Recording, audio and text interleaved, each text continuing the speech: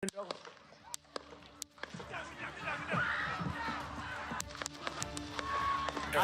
told them they need to post the guy over here.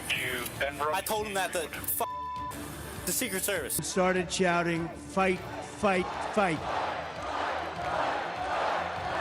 I was saved by God to make America great again. I believe that. Can you believe it's been 1 year since President Donald Trump was shot on stage at a campaign rally in Butler, Pennsylvania? Since then, we've heard about Secret Service failures, and Trump was elected for his second term in the White House. Let's take a look at that fateful rally and everything that came after the attempted assassination. A political rally turned into a crime scene. This is a big crowd. This is a big, big, beautiful crowd. As the former president spoke to his supporters in Butler, Pennsylvania Saturday, gunshots ripped through the air. Donald Trump seen reaching for his ear before dropping to the ground. Secret Service immediately rushing the stage to surround him. Screams heard in the crowd. After a few tense moments, the former president on his feet, blood spattered across his cheek and ear, Trump giving a fist bump as Secret Service whisked him away to the hospital. The Associated Press reporting the shooter is dead, along with one rally attendee. President Biden said he would be speaking to Trump and condemned the violence. There's no place in America for this kind of violence. It's sick. It's sick. We spoke with a Trump supporter who was 6 rows from the stage. Just a sad day for America. Just a really sad day for America. The vibe was, it was open with prayer. People were united. This is America. This is freedom, regardless of your politics. In the days that followed, information about the shooter, Thomas Crooks, and other victims at the rally came out. Thomas Matthew Crooks, a 20-year-old from Bethel Park, Pennsylvania, is identified by the FBI using DNA. I just know he was bullied. I don't want to say he was an outcast, but he was, you know how kids nowadays, he didn't dress like everyone else, so everyone kind of put a target on him. He sat alone in lunch.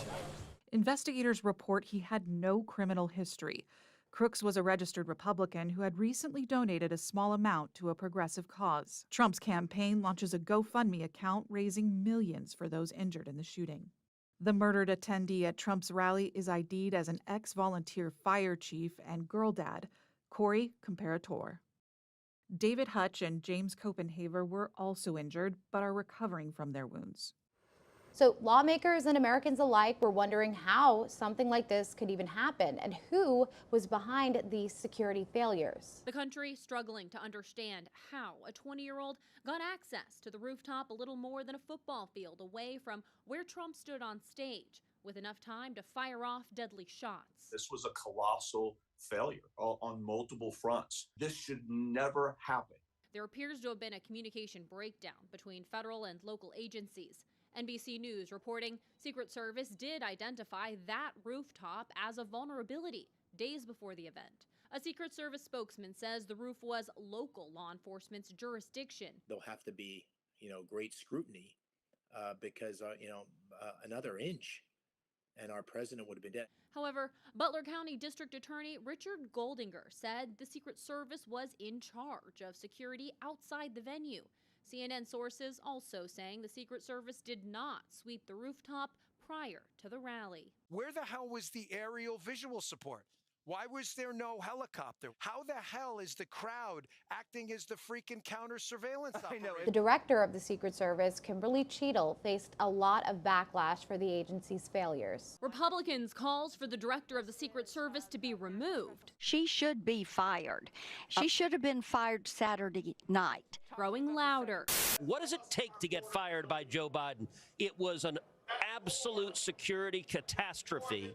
I'm prepared this morning to call on President Biden to fire to Director Cheadle. Tensions running high after GOP senators say top Secret Service and FBI officials ignored their questions on private briefing calls held Wednesday on the attempted assassination of former President Donald Trump. Kimberly Cheadle was on that call. Yes. The call was cut as the questions in the queue were lining up. That's right. The senators confronting Director Cheadle at the RNC. This is exactly what you were doing today on the call. Stonewalling.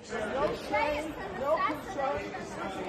Protect the presidency of the United States. She can run, but she cannot hide. On the calls, lawmakers were given a timeline of events. At 5:10, law enforcement identifies the shooter as a person of interest. At 5:52, snipers spotted the gunman on the roof. At 6:02, security allows Trump to take the stage. Take a look at what happened. At 6:12, the shooter opened fire.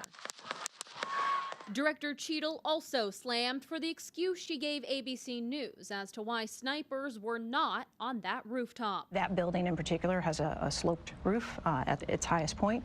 And so, there's a safety factor that would be considered there, that we wouldn't want to put somebody up on a sloped roof. Now, amid these calls to step down, Cheadle has to answer for the Secret Service at a congressional hearing into the shooting. Will you resign, Director Cheadle? The director of the Secret Service appearing before Congress.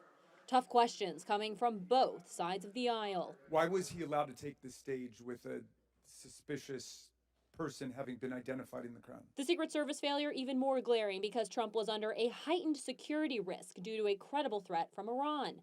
Republicans demanding clarification on reports that top agency officials had denied requests made by the agents protecting the former president for more resources. More than once they asked for additional help and you turned them down. What did they ask for and how many times did you turn them down? Pretty basic questions. So again, without having all of the details in front of me, sir. You didn't get briefed on that before you came to this hearing, knowing you were going to get asked that question? Because Donald Trump is alive, and thank God he is, you look incompetent. If Donald Trump had been killed, you would have looked culpable. Cheadle ends up resigning after her disastrous congressional hearing just 10 days after the shooting. I'm glad she did the right thing. Look, our reaction, the immediate reaction to her resignation is that it is overdue. She should have done this at least a week ago. The second in command, Ronald Rowe, quickly appointed as acting director. Homeland Security Secretary Alejandro Mayorkas writing, "I appreciate his willingness to lead the Secret Service at this incredibly challenging moment." Cheadle stepped down less than 24 hours after a disastrous hearing on Capitol Hill where lawmakers pressed her for answers on the security failures at Donald Trump's rally in Butler, Pennsylvania. This is not theater. This is not about jockeying. This is about the safety of some of the most highly targeted and valued targets internationally and domestically. President Biden releasing a statement thanking Director Cheadle for her decades of public service, adding, "As a leader, it takes honor, courage, and incredible integrity to take full responsibility for an organization tasked with one of the most challenging jobs in public service." At this point, people are pointing fingers at local law enforcement and the Secret Service who were at the rally. Local law enforcement ended up releasing body cam footage and text messages they sent identifying the shooter before Trump even took stage. I told them they need to post the guy over here. I told them that the Secret Service. I told them that Tuesday. I told them to post guys over here. More than an hour and a half before Trump took the stage in Butler, Pennsylvania, a local counter sniper finishing his shift took notice of the shooter, texting colleagues, "He knows you guys are up there." Here is an aerial view of the Trump rally site. You can see right here the stage Trump was standing on. The local counter sniper first spotted the gunman sitting on a picnic table at 4:26 p.m. right here. Another local counter sniper then takes photos of the gunman at 5:14 p.m. on this spot. The local snipers positioned in this building right here. Now, eventually the gunman makes his way to the roof of this building where he fires off shots at 6:11 p.m. A local SWAT team officer telling ABC News a set in-person meeting with Secret Service snipers ahead of the rally never happened. You had no communication with the Secret Service at all on that Saturday? Not until after the shooting. Members of Trump's personal Secret Service detail and top advisors say they were not informed local police were tracking a suspicious person. The new Secret Service Director, Ronald Rowe Jr., took up to the mantle during the congressional hearing, laying out the Secret Service's failures and how they would improve. I identified gaps in our security on July 13th and have implemented corrective actions. One of Rowe's first actions in charge, a trip to Butler, Pennsylvania, to see the rally site himself. What I saw made me ashamed. I cannot defend why that roof was not better secured. Rowe outlined changes he's already made, including increasing the use of drones to secure rooftops and elevated spaces, expediting additional resource requests by field agents, and expanding communications for teams on the ground. Also launching disciplinary investigations into the agents who made the decisions for the Butler rally. Senators on both sides anxious for swift accountability at all levels. People need to be held accountable and lose their jobs. Just like you have. Somebody to hold them accountable. Rowe pushing back on the pressure. I will tell you, Senator, that I will not rush to judgment, that people will be held accountable, and I will do so with integrity. In a rare news conference during the ongoing investigation, Rowe spoke directly to the American people about the shortcomings of the Secret Service on that deadly day. The Secret Service takes full responsibility for the tragic events of July 13th. This was a mission failure. The sole responsibility of our agency is to make sure our protectees are never put in danger. We fell short of that in Butler, and I'm working to make sure that this failure does not happen again. I'm focused on ensuring that the full resources of the Secret Service are utilized to safeguard our protectees, and I've implemented and will continue to implement changes to ensure that that happens. But I can say without a doubt that heroism was present that day. Secret Service agents rushed to the stage to shield the former president with their bodies within 3 seconds of bullets ringing out in an unflinching act of bravery. The Secret Service counter-sniper who neutralized the threat with a single shot undoubtedly saved countless lives. Remember, while this investigation is still going on, Trump is still campaigning for his presidency. He was literally at the Republican National Convention 2 days after the shooting. Many Trump supporters took to wrapping their ears with a bandage in solidarity with Trump's injuries. Trump took to the stage with his own bandage 5 days after the shooting, alongside the gear of Corey Comperatore. I started to, like this, turn to my right, and was ready to begin a little bit further turn, which I'm very lucky I didn't do, when I heard a loud whizzing sound and felt something hit me really, really hard on my right ear. I said to myself, wow, what was that? It can only be a bullet. And moved my right hand to my ear, brought it down. My hand was covered with blood. There was blood pouring everywhere, and yet, in a certain way, I felt very safe because I had God on my side. I felt that.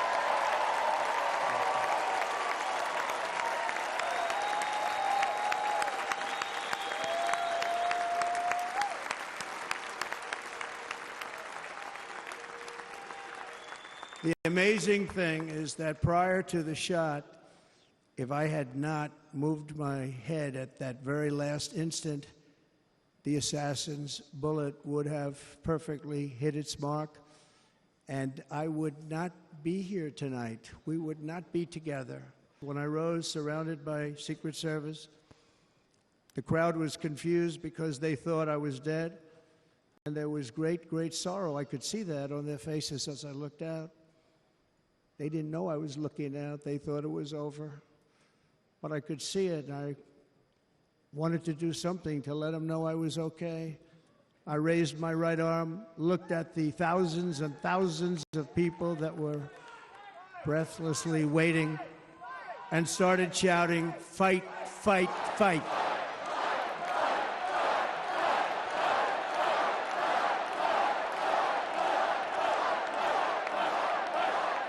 Thank you. Once my clenched fist went up, and it was high into the air, you've all seen that, the crowd realized I was okay and roared with pride for our country like no crowd I have ever heard before. Trump made good on his promise to return to Butler, Pennsylvania to finish off his campaign rally. And on October 5th, he once again addressed the crowd. Exactly 12 weeks ago this evening on this very ground, a cold-blooded assassin aimed to silence me and to silence the greatest movement, MAGA, in the history of our country. MAGA. We love MAGA. For 16 harrowing seconds during the gunfire, time stopped as this vicious monster unleashed pure evil from his sniper's perch, not so far away. But by the hand of Providence and the grace of God, that villain did not succeed in his goal, did not come close. Now, even after Trump won the presidency in November, he never forgot about the attempt on his life, and he made law enforcement a central theme during his cabinet selection. Will you pledge to us that you will open the books on all of the facts associated and around these assassination attempts, that you will make available to us and to the public, most importantly, all the facts so that we can ensure that this never happens again and that the needed reforms in the Secret Service are put into effect? Yeah, Senator, if I am the Secretary of Homeland Security, I will certainly work with you to build transparency and make sure the facts are shared with you and your committee. I know that you've been very frustrated by the lack of transparency from the department, and I want to thank those of you that have worked on that report that was put together on these assassination attempts. I know it was a bipartisan report and investigation that this committee conducted, and I appreciate you focusing on that, and I will work with you to get the information so that you have the truth of really what happened there and the failures so they can be fixed. Trump continued to marvel that he had survived the assassination attempt. Here he is at a National Day of Prayer celebration. But with God, the scripture tells us all things are possible. Well, look at me. I'm standing before you today. I shouldn't be here. I shouldn't be here.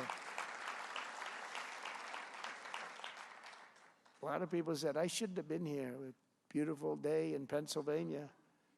It's a shot that should not have been missed. Well, it got me a little bit. It got me a little bit, but pretty amazing. My son, who's a great shooter, Don, both of them, Eric, they said it's like sinking a 1-foot putt from where that shooter was with that particular weapon. Don said, Dad, I'll tell you, you got saved by God. This is, you know, I shouldn't say this, but that was a big statement for him to make.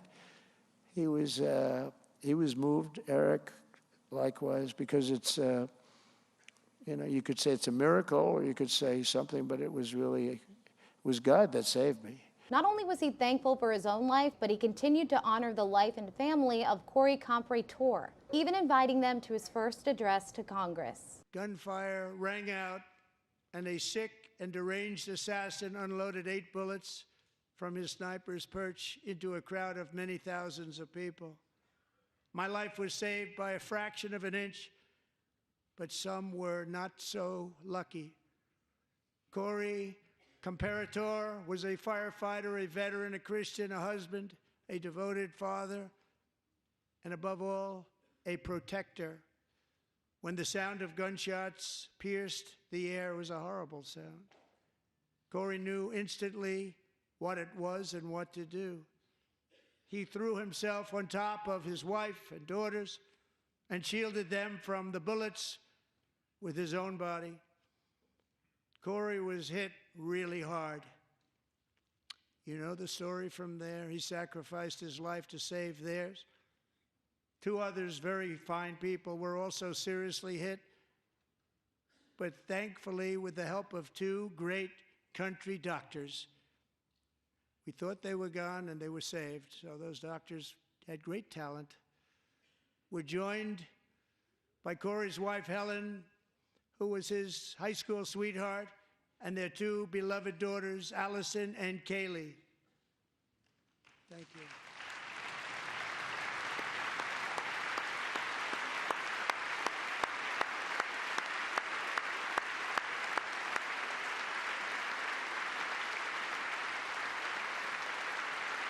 To Helen, Allison, and Kaylee, Corey is looking down on his 3 beautiful ladies right now, and he is cheering you on. He loves you. He is cheering you on. Corey was taken from us much too soon, but his destiny was to leave us all with a shining example of the selfless devotion of a true American patriot. It was love like Corey's that built our country, and it's love like Corey's that is going to make our country more majestic than ever before. I believe that my life was saved that day in Butler for a very good reason. I was saved by God to make America great again. I believe that. Thank you.